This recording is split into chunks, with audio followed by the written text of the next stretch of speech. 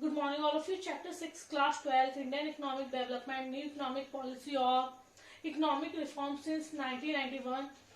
In previous class, we discussed two strategies under globalization. Number first, reduction in tariffs in order to encourage competitiveness, or we can say in order to encourage trade. Tariff barriers have been withdrawn on most goods traded between India and rest of the world. ज्यादातर goods से क्या कर दिया गया था, tariff या taxes को हटा दिया गया था.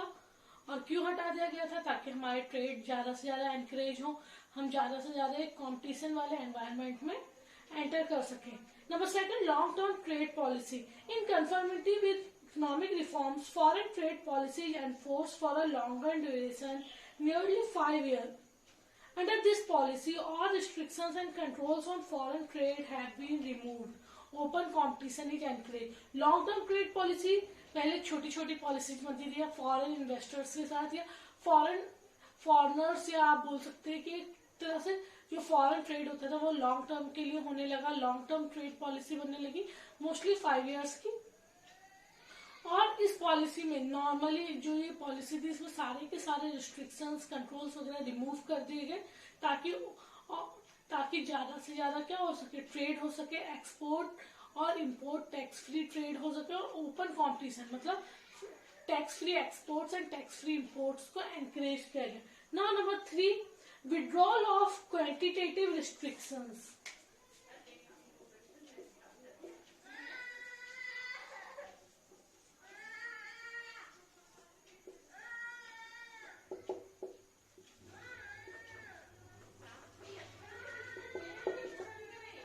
Number third, withdrawal of quantitative restrictions.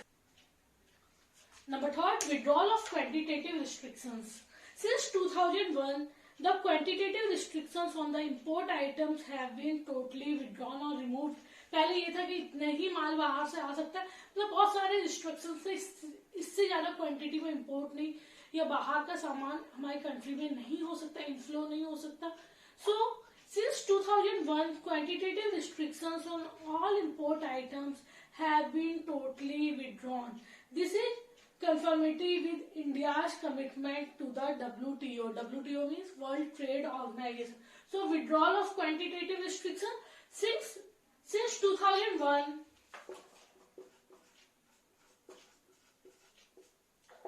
Quantitative restrictions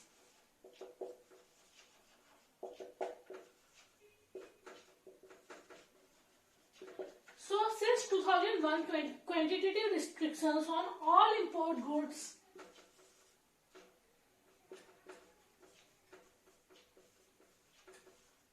have been withdrawn.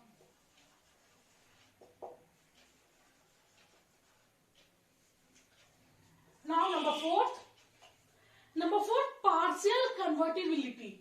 Partial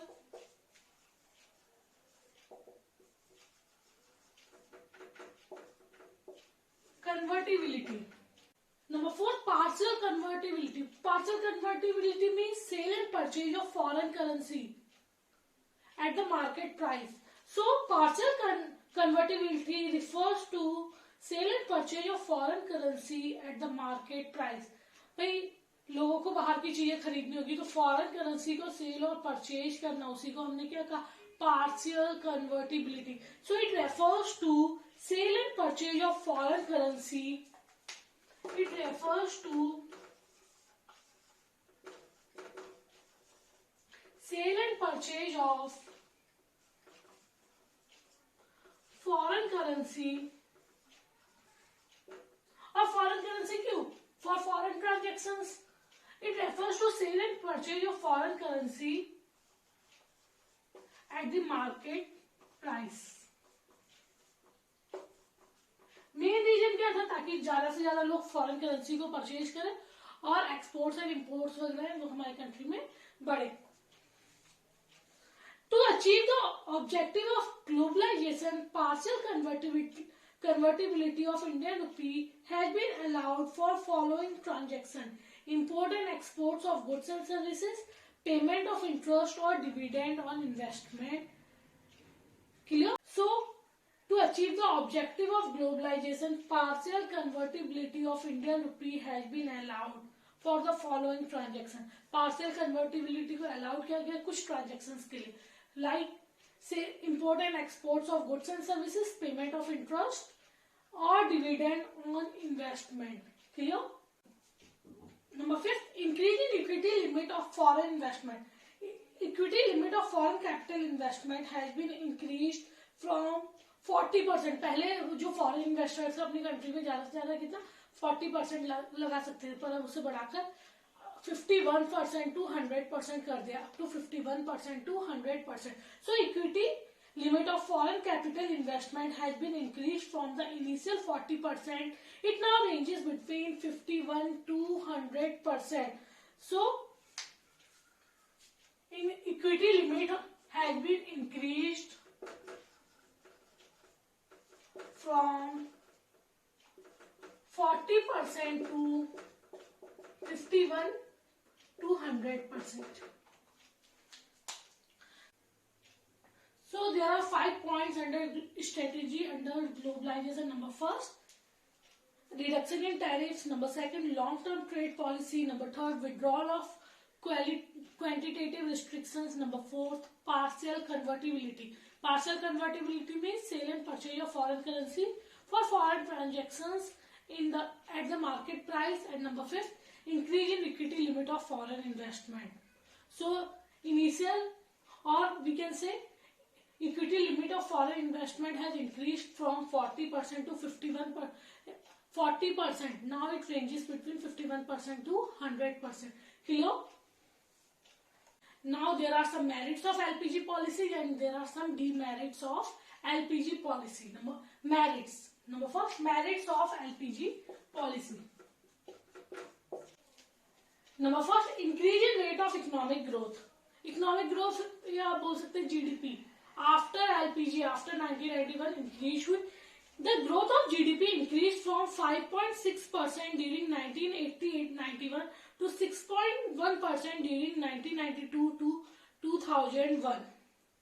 This shows that there has been an increase in the overall GDP growth in reform period.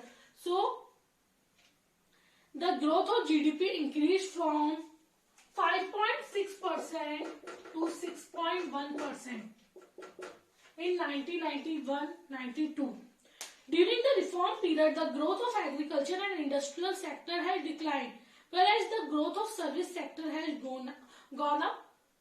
It means जो ये आपका LPG है, इससे क्या हुआ, आपके industry agriculture पे तो ध्यान नहीं दिया गया, पर सर्विस सेक्टर को क्या हुआ, सर्विस सेक्टर बढ़ा. So during the reform period, the growth of agriculture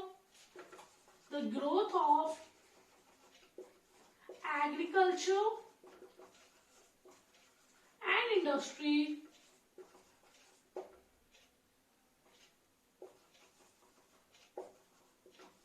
has declined, but growth of service sector has gone up.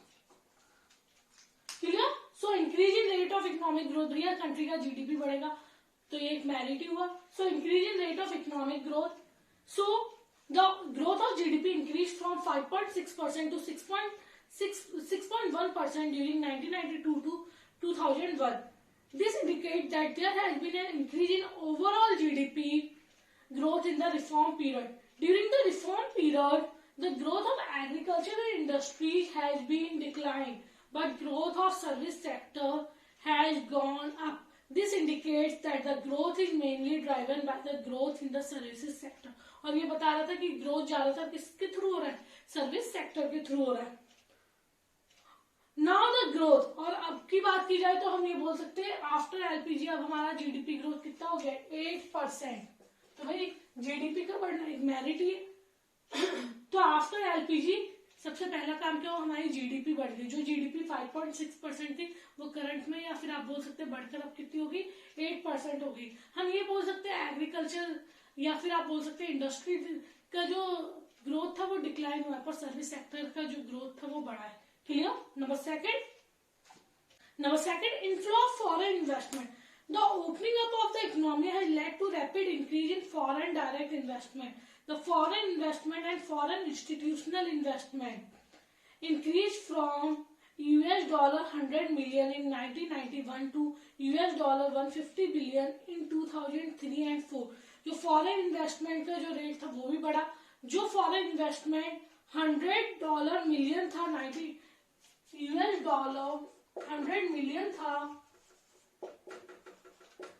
1991 में, वो बढ़ते कितना हो गया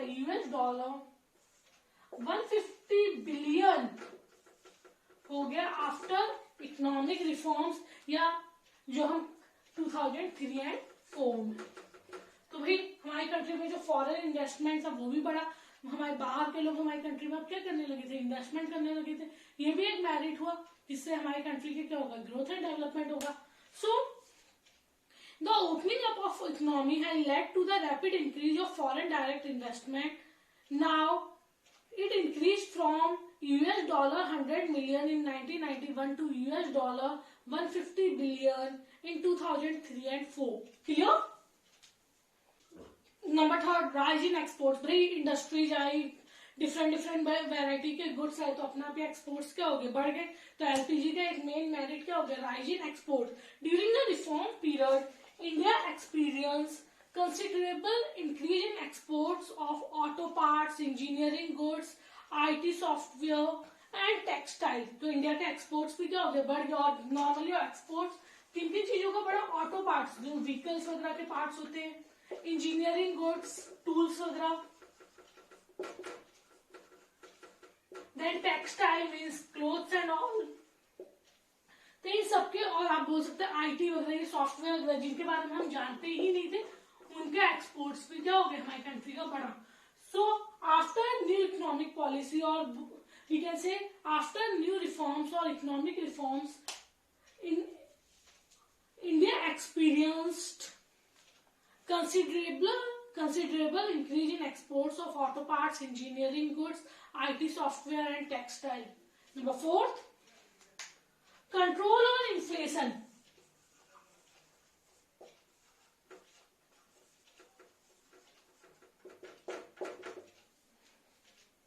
Increase in production tax reforms and other reforms helped in controlling the inflation.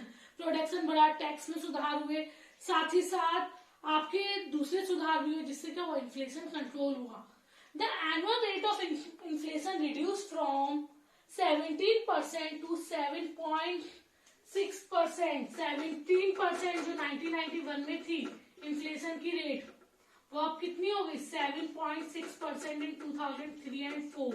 इतना हमारा inflation क्या हुआ है, कंट्रोल हुआ है. 17% पहले हमारी कंट्री की अगर इन्फ्लेशन रेट बोला जाए तो 17%, जो रिड्यूस होकर क्या होगी, अगर महंगाई कम होगी अच्छी बात है, ये भी एक मेरिट हुआ. तो कंट्रोल ऑन इन्फ्लेशन, हमारी कंट्री का जो इन्फ्लेशन है वो भी क्या हुआ, कंट्रोल हुआ. और कंट्रोल होने का मेन रीजन क्या था, प्रोडक्शन बढ़ा, इंक्रीज इन प्रोडक्शन.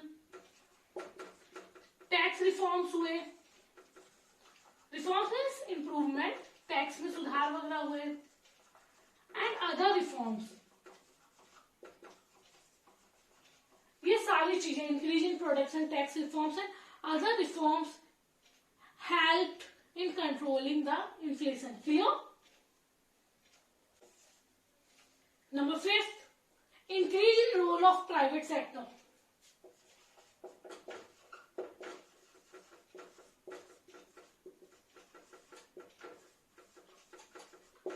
भाई प्राइवेटाइजेशन आया, लिबरलाइजेशन आया, तो प्राइवेट सेक्टर का रोल भी क्या हो गया, बढ़ गया. Abolition of licensing system and removal of restrictions on the entry of private sector in areas earlier reserved for the public sector have enlarged the area of operation of private sector. और जैसे जैसे private sector का role बढ़ा, हमारे country में diversification या फिर industries का डाइवर्सिफिकेशन हुआ, डिफरेंट वैरायटीज के गुड्स वगैरह आने लगे, तो प्राइवेट सेक्टर का रोल भी क्या हो गया, बढ़ गया. और जैसे जैसे प्राइवेट सेक्टर का रोल बढ़ा, हमारी कंट्री का ग्रोथ एंड डेवलपमेंट नेचुरल था. So increase in role of private sector is also a merit of LPG. Clear? Number 6, increase in foreign exchange reserve, foreign exchange मतलब फॉरेन करेंसी, फॉरेन करेंसी का reserve भी क्या हो गया, बढ़ गया। So increase in foreign exchange reserve, foreign exchange reserve reach the level of $25,186 million at the end of March 1995 as compared to only $3,962 million in 1989-90। जो हमारा फॉरेन एक्सचेंज का रिजर्व 3,962 था, जो हमारा 1989 और 90 में इतना हमारे पास क्या था फॉरेन एक्सचेंज का रिजर्व था, वो 95 में आते आते कितना हो गया, $25,186। इतना हमारे पास फॉरेन करेंसी का रिजर्व हो गया था 1995 का। तो फॉरेन एक्सचेंज का रिजर्व बढ़ना भी एक मेरिट ही है एट प्रेजेंट। और अगर हम आज की बात करें तो India is the 6th largest foreign exchange reserve holder in the world. हमारी country 6th largest foreign exchange reserve, मतलब एक तरह से फॉरेन करेंसी को जो सबसे ज्यादा रखने का वो है, वो 6th लार्जेस्ट नंबर पे जिसके पास सबसे ज्यादा फॉरेन करेंसी है। So at present India is the 6th largest foreign exchange at present, India is the 6th largest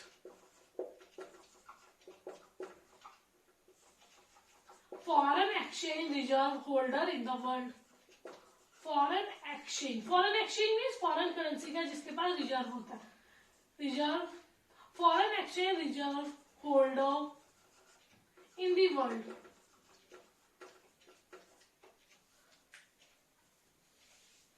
with $2,91,300 million at the end of November 2013, या 2013 तक की डेटा। और हमारा जो फॉरेन एक्सचेंज का रिजर्व जो 25,186 था 1995 में, वो बढ़कर अब लैक्स में पहुंच गया था।